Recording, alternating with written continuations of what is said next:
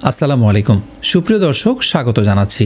দেশের মসজিদ ব্যবস্থাপনায় আসতে চলেছে এক বড় পরিবর্তন, যা নিয়ে ইতিমধ্যেই শুরু হয়েছে আলোচনা সমালোচনা। সরকারের নতুন একটি নীতিমালা অনুযায়ী এখন থেকে দেশের প্রতিটি মসজিদের সভাপতি হবেন সংশ্লিষ্ট জেলা প্রশাসক বা উপজেলা নির্বাহী কর্মকর্তা। একই সাথে ইমাম ও মুয়াজ্জিনদের জন্য নির্ধারিত বেতন কাঠামো গ্যাজেট আকারে প্রকাশ করা হবে। কিন্তু এই সিদ্ধান্ত কি কেবলই ইমাম মুয়াজ্জিনদের অধিকার সুরক্ষা করবে, নাকি এর পেছনে রয়েছে সরকারি কর্তৃত্ব প্রতিষ্ঠার ইঙ্গিত? চলুন বিস্তারিত জেনে নিই। আপনাদের সাথে রয়েছি আমি তুহিন নিজাম। ধর্ম বিষয়ক উপদেষ্টা ডক্টর আফম খালিদ হোসেন সম্প্রতি খুলনায় অনুষ্ঠিত এক বিভাগীয় ইমাম সম্মেলনে এই গুরুত্বপূর্ণ ঘোষণা দিয়েছেন। তার মতে, নতুন এই নীতিমালার মূল উদ্দেশ্য হল মসজিদ পরিচালনা ও এর আর্থিক ব্যবস্থাপনায় স্বচ্ছতা ও জবাবদিহিতা নিশ্চিত করা। 2015 সালের পে স্কেল অনুযায়ী আমরা বেতন ভাতা দেওয়ার জন্য সুপারিশ করেছি। মসজিদ ব্যবস্থাপনা নীতিমালা এটা আমরা 1 মাসের মধ্যে গেজেট করে দেব। খুলনা বিভাগের মধ্যে, খুলনা শহরে যত মসজিদ আছে এগুলোর সভাপতি হবেন ডিসি মহোদয়, উপজেলায় হবেন ইউনো মহোদয়। দীর্ঘদিন ধরে আমাদের দেশের অধিকাংশ মসজিদে ইমাম ও মুয়াজ্জিনরা মসজিদ কমিটির নানান রকম চাপিয়ে দেওয়া সিদ্ধান্তের বলি হতেন। তাদের চাকরি পাওয়া কিংবা চলে যাওয়া প্রায় পুরোটাই নির্ভর করত কমিটির সদস্যদের ব্যক্তিগত দয়ার উপর। অনেক সময় দেখা গেছে সামান্য মতবিরোধ বা ব্যক্তিগত আক্রোশের কারণে একজন যোগ্য ইমামকেও হঠাৎ করে চাকরি হারাতে হচ্ছে, যা ছিল অত্যন্ত অমানবিক। সরকারের দাবি, এই নতুন নীতিমালা বাস্তবায়িত হলে ইমাম ও মুয়াজ্জিনদের চাকরির নিরাপত্তা নিশ্চিত হবে।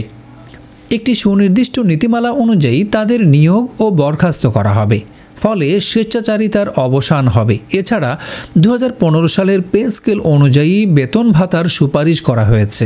আপনারা জেনে অবাক হবেন, অনেক মসজিদে পর্যাপ্ত ফান্ড থাকা সত্ত্বেও ইমাম মুয়াজ্জিনদের অত্যন্ত কম বেতন দেওয়া হতো।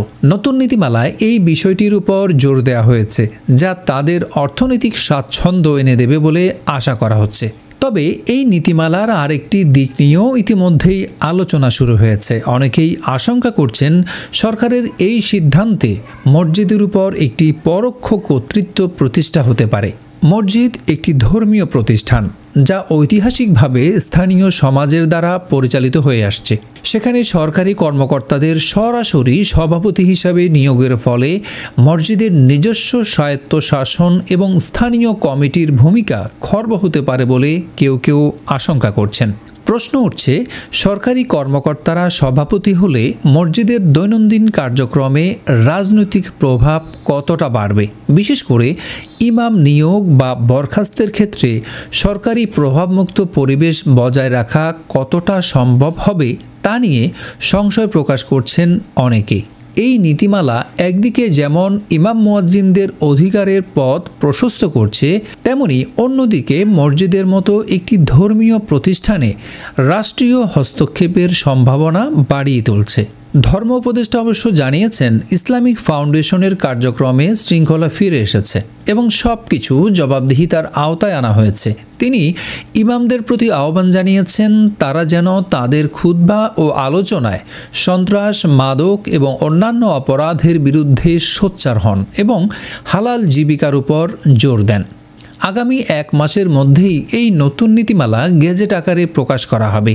এই নীতিমালা সত্যি ইমাম মুয়াজ্জিনদের অধিকার প্রতিষ্ঠা করবে, নাকি মসজিদের উপর সরকারের কর্তৃত্ব বাড়াবে, তা সময় বলে দেবে।